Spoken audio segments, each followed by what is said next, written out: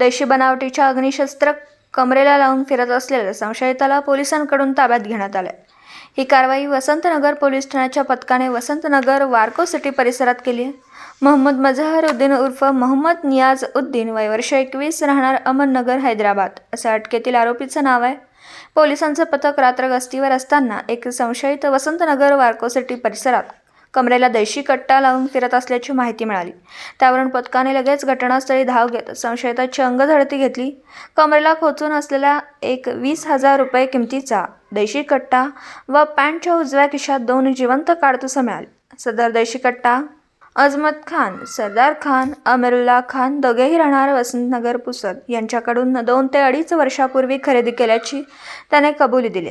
मुद्देमाल जप्त करून भारतीय हत्यार कायद्याच्या कलमाप्रमाणे तिघांविरुद्ध कारवाई करण्यात आली।